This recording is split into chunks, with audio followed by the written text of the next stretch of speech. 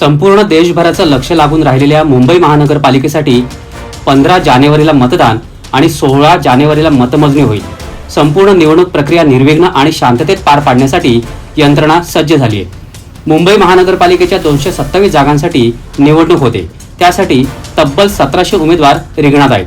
त्यामध्ये 822 पुरुष आणि 878 महिला उमेदवारांचा समावेश आहे।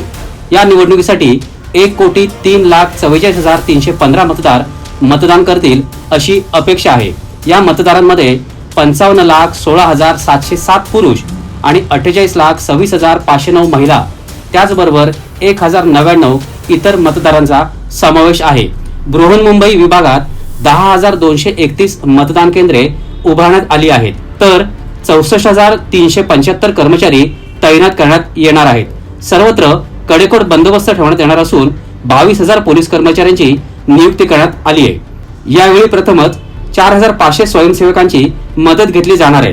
हे स्वयंसेवक मतदारांच्या रांगा लावणं, दिव्यांग आणि ज्येष्ठ मतदारांना मदत करणं या कामामध्ये मदत करतील।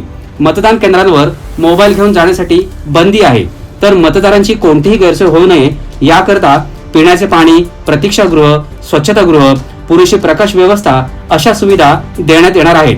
मुंबई महानगरपालिकेवर 4 दशके सत्ता गाजवणाऱ्या शिवसेना अर्थात ठाकरे बंधूंचंच पुन्हा वर्चस्व प्रस्थापित होईल का महायुतीची सत्ता होईल हे 16 तारखेला स्पष्ट होईल।